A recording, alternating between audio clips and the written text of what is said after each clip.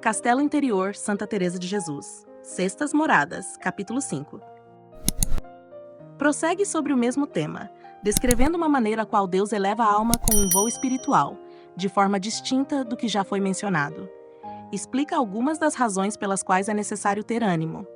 Expõe algo sobre essa graça que o Senhor concede de maneira agradável. É muito proveitoso. Existe outra forma de arroubamento, que eu chamo de voo de espírito. Ainda que em essência seja semelhante ao que já descrevi, interiormente se sente de maneira muito diferente.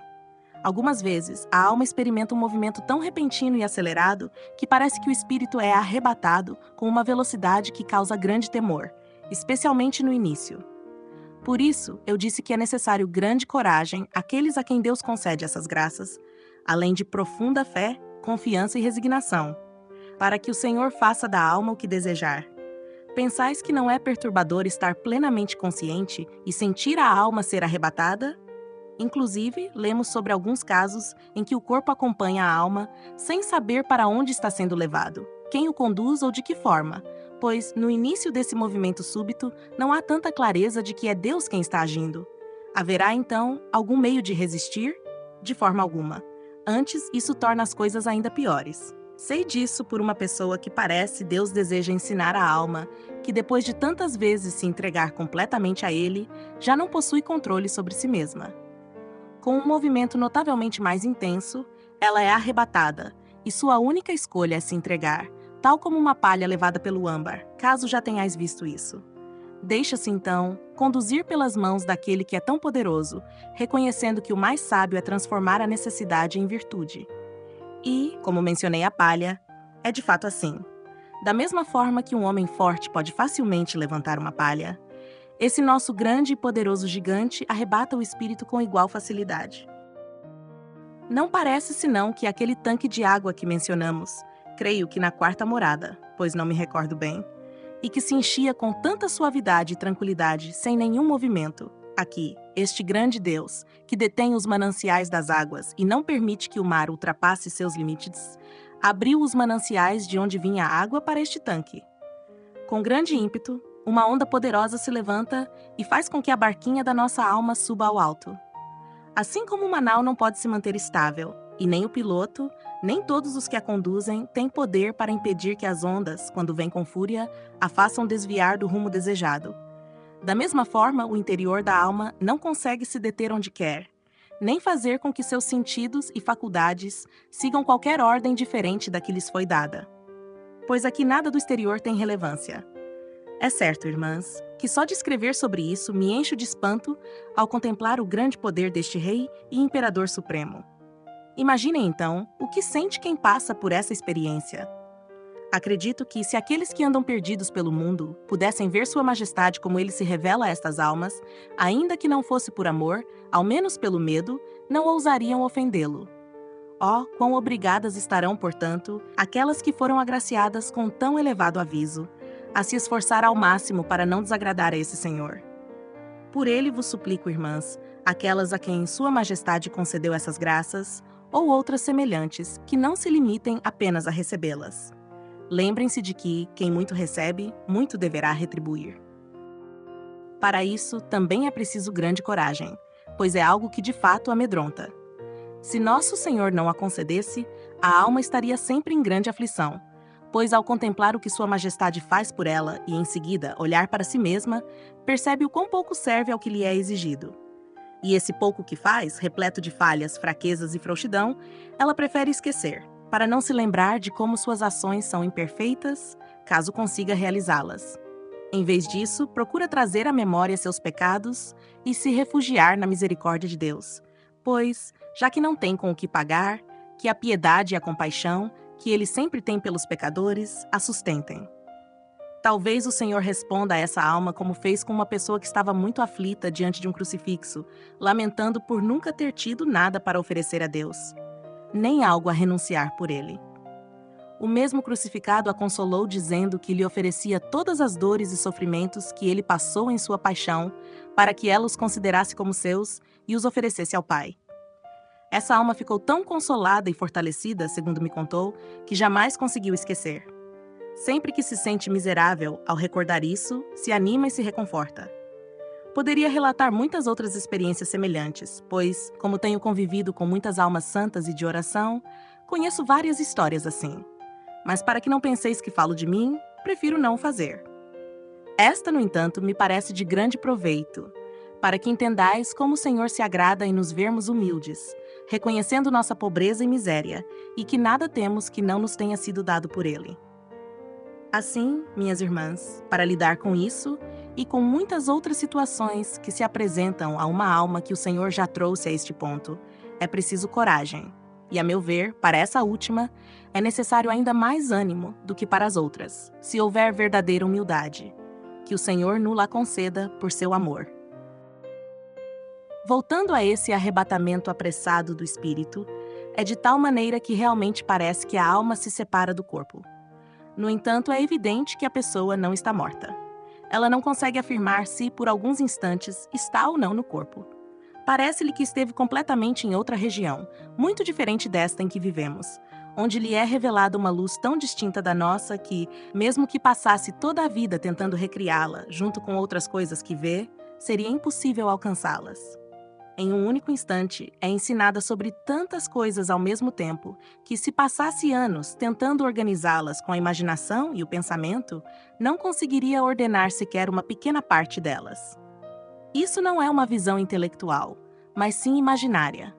Vê-se com os olhos da alma muito melhor do que enxergamos aqui com os olhos do corpo, e algumas coisas lhe são comunicadas sem palavras, como quando se vê alguns santos e os reconhece, como se tivesse convivido intimamente com eles. Em outras ocasiões, junto com o que vê com os olhos da alma, lhe são apresentadas outras coisas por meio de uma visão intelectual, especialmente multidões de anjos com seu Senhor, sem que veja nada com os olhos do corpo ou da alma. Por meio de um entendimento admirável, que eu não saberia descrever, essas coisas lhe são representadas, assim como outras tantas que não se podem explicar. Quem passa por essa experiência e tem mais habilidade do que eu talvez consiga expressá-la, ainda que me pareça algo extremamente difícil. Se tudo isso acontece com a alma ainda no corpo ou não, eu não saberia dizer. Ao menos eu não poderia jurar que a alma está no corpo, nem que o corpo está sem alma. Muitas vezes tenho refletido se, assim como o sol que permanece no céu, tem seus raios com tanta força que, sem ele se mover, chegam até nós instantaneamente. A alma e o espírito, que são uma mesma coisa, tal como o sol e seus raios, permanecendo no seu lugar, poderiam, pela força do calor que recebem do verdadeiro sol da justiça, projetar uma parte superior de si mesma. Enfim, não sei bem o que digo. O que é certo é que, com a mesma rapidez com que uma bala sai de um arcabuz ao ser disparada, a alma se eleva internamente em um movimento que parece um voo, não sei que outro nome lhe dar, o qual, mesmo sem produzir ruído, gera um movimento tão claro que não pode ser fruto da imaginação. E estando fora de si mesma, ao menos no que consegue entender, são-lhe reveladas grandes coisas. Quando a alma retorna a si, ela se encontra com imensos ganhos espirituais, passando a considerar todas as coisas terrenas como insignificantes. Em comparação com o que viu, tudo aqui lhe parece mero lixo. A partir desse momento, ela vive com grande angústia, pois nada do que antes lhe agradava agora tem importância.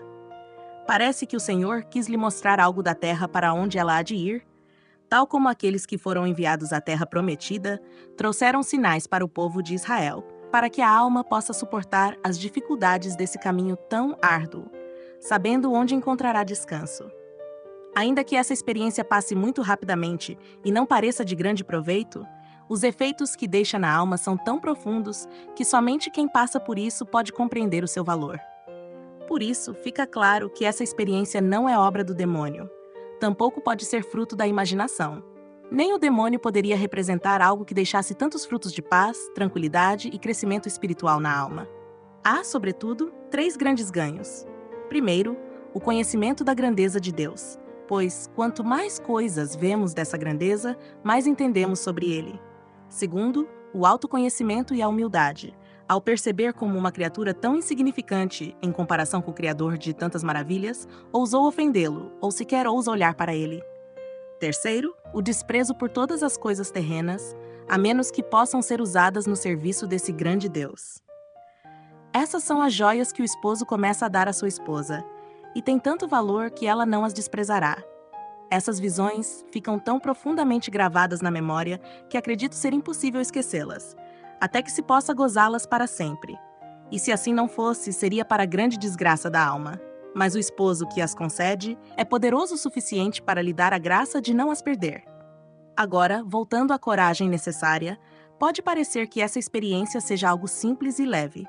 Contudo, a verdade é que parece realmente que a alma se separa do corpo, pois ela perde os sentidos e não compreende o porquê. Portanto, é necessário que essa coragem seja dada por aquele que concede todas as outras coisas. Dirão que esse temor é bem recompensado, e eu digo mesmo. Seja eternamente louvado aquele que tanto pode conceder. Que Sua Majestade nos dê a graça de servi-lo devidamente. Amém. Queridos ouvintes, chegamos ao fim deste audiolivro e quero expressar minha profunda gratidão a todos que permaneceram conosco até aqui. Sua dedicação em acompanhar essa obra é um verdadeiro sinal de busca pela sabedoria e pelo crescimento espiritual. Que o conteúdo ouvido possa nutrir sua alma e fortalecer sua fé. Aproveito para convidá-los a explorar as playlists do canal Caminho Católico, onde vocês encontrarão outros tesouros espirituais.